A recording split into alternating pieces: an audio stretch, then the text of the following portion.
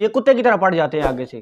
سلطنت عثمانیہ کے ڈرامے تو آپ لگا کے پورے ملک کو دکھا رہے ہیں۔ ہم لعنت بیٹھ الصلاۃ والسلام علی سید الانبیاء والمرسلین، اما بعد فاعوذ باللہ من الشیطان الرجیم، بسم اللہ الرحمن الرحیم۔ السلام علیکم ورحمۃ اللہ وبرکاتہ۔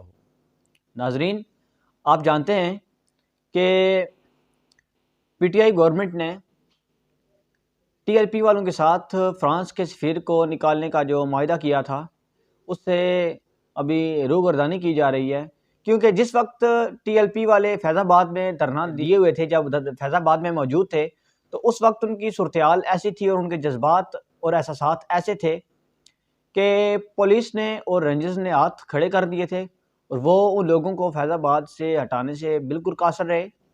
اس کے بعد مجبوراً پی ٹی آئی گورنمنٹ نے پیر نور الحق قادری کے ذریعے ٹی ایل پی والوں کے ساتھ مذاکرات کا عمل شروع کروایا، اور مذاکرات کے بعد جو ان کے مابین معاہدہ ہوا، اس میں یہ طے پایا گیا کہ 3 مہینے کے اندر فرانس کے سفیر کو یہاں سے نکالا جائے گا اور اس معاملے کو عالمی سطح پر اجاگر بھی کیا جائے گا۔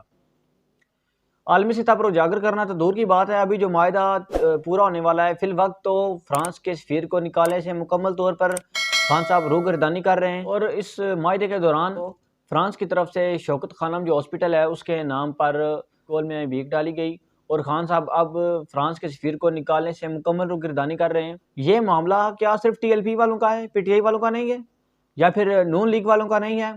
یہ کیا صرف بریلوی یا اہل سنت مسلک کا ہے؟ دیوبندی مسلمان نہیں ہیں، وہ کلمہ نہیں پڑھتے؟ یا جو فقہ جعفریہ کے ہیں، جو اہل تشیع ہیں، کیا وہ حضور کا کلمہ نہیں پڑھتے؟ کیا حضور کی ناموس پہ ان کو کوئی تکلیف نہیں ہوتی؟ عالمی سطح پر اجاگر کرنا تو دور کی بات ہے، آپ اپنے گھر سے فرانس کے سفیر کو نہیں نکال رہے۔ اگر آپ کو یا آپ کی کسی پارٹی کے سینئر جو پولیٹیشین ہیں اس کے بارے میں کسی نے غلط الفاظ کا استعمال کیا ہوتا تو اب تک وہ تو جیل کی سلاخوں کے پیچھے ہوتا۔ اگر دنیا کے کسی تیسرے کونے میں بھی چھپا ہوتا تو آپ اس کو کھینچ کر نکال لیتے۔ آپ برسر اقتدار ہیں، آپ پوری اپنی قوت استعمال کرتے۔ یہ کہتے ہیں کہ عالمی برادری ہم سے لا تلقی کا اظہار کرے گی۔ خان صاحب، اگر بروز محشر حضور سیدی یا رسول اللہ صلی اللہ علیہ وآلہ وسلم نے آپ سے لا تلقی کر دی تو آپ اور ہم، یہ جو قوم بول نہیں رہی، آپ یہ کیا منہ دکھائیں گے حضور کو؟ یہ اللہ کے حضور کیا چہرہ لے کر پیش ہوں گے؟ کیا جواب دیں گے؟ یہ سلطنت عثمانیہ کے ڈرامے تو آپ لگا کے پورے ملک کو دکھا رہے ہیں۔ آپ یہ بھی بتائیں نا کہ جب سلطنت عثمانیہ بالکل اپنے آخری دنوں میں تھی، اس وقت جب فرانس والوں نے حضور کی گستاخی کی کوشش کی تو سلطان عبدالحمید نے ان کو کیا جواب دیا تھا؟ کیا یہ صرف حضور کی ناموس کا مسئلہ صرف کیا خادم رضوی کا تھا؟ کیا ہمارا نہیں ہے؟ کیا یہ قوم اتنی بے غیرت ہو گئی ہے کہ ان کے باپ کو اگر کوئی گالی دے تو یہ کتے کی طرح پڑ جاتے ہیں آگے سے، اور جب بات ناموس رسالت کی ہو، مسئلہ حضور کی ناموس کا ہو، تو ان کے زبان سے ایک لفظ تک نہیں نکلتا؟ آخر کیوں؟ اور آگے سے کہا جاتا ہے کہ درمیانی رستہ نکالیں کوئی، کہ عالمی دنیا ہم سے لا تلقی کا اظہار کر دے گی۔ ہم یورپ کو آپ کو اتنا ڈر ہے؟ بتوں سے تجھ کو امیدی، خدا سے نا امیدی، بتا تو صحیح مجھ کو اور کافری کیا ہے۔ یورپ کو خوش کرنے کے لیے آپ علماء پر 4 شیڈول لگا رہے ہیں۔ یہ علماء کون ہیں جن کے بارے میں کہا گیا ہے کہ علماء انبیاء کے وارث ہیں؟ اور 4 شیڈول تو ان لوگوں پہ لگایا جاتا ہے جو کہ ٹیررسٹ ہوں، جو دہشت گرد ہوں۔ کیا حضور کی ناموس پہ بات کرنے والے دہشت گرد ہیں؟ یہ ہے اسلامی جمہوریہ پاکستان؟ آپ ان یورپین ممالک کو، اپنے یورپی آقاؤں کو خوش کرنے کے لیے یہ کام کر رہے ہیں۔ اقبال نے یورپ کے بارے میں کیا کہا تھا؟ یہ پورب یہ پچھم چکوروں کی دنیا، میرا نہیں لگوں آسماں بے کرانا، پرندوں کی دنیا کا درویش ہوں میں، کہ شاہی بناتا نہیں آشیانہ۔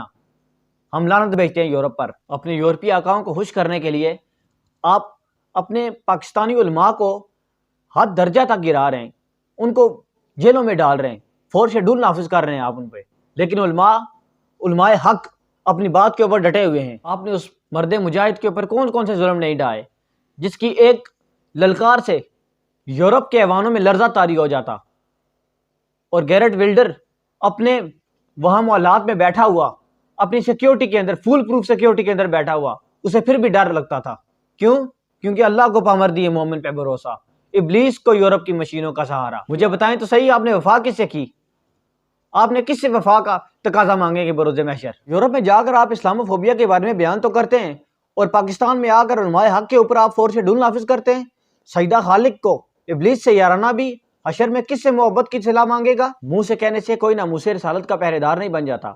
ایک طرف علماء پر ظلم ڈھائے جا رہے ہیں، اور دوسری طرف کارکنان آپ کے یہ کہہ رہے ہیں کہ ناموس رسالت کا سپاہی حکومت وقت میں جو برسر اقتدار ہیں ان سے بڑا کوئی ہے ہی نہیں، اور جو برسر اقتدار اور لوگ ہیں وہ یہ کہتے ہیں کہ ہم ناموس رسالت کے سپاہی ہیں اور علمدار ہیں۔ محمد کا در چھوڑ کر جانے والو، ہوا نہ گزارا تو پھر کیا کرو گے؟ ہمیں ہی تو کیا تم خدا ہی کو مانو، خدا اگر نہ مانا تو پھر کیا کرو گے؟ اور میں اپنی قوم کو صرف ہاتھ جوڑ کر اتنی میں التجا کرنا چاہتا ہوں کہ خدا را ایسے لوگوں کو چنے جن کے اندر عشق رسول کا سمندر موجزن ہو۔ اور اگر بات کی جائے شریعت محمدی کی، ناموس رسالت کی، اور ناموس رسالت کا جو قانون ہے اس کی، تو صرف اور صرف ایک ہی جواب ہے اس کا: بدلے گا زمانہ لاکھ مگر قرآن نہ بدلا جائے گا، ہے قول محمد قول خدا، فرمان نہ بدلا جائے گا۔ انہی الفاظ کے ساتھ میں اجازت چاہوں گا، دعاؤں میں ضرور یاد رکھیے گا۔ فی امان اللہ۔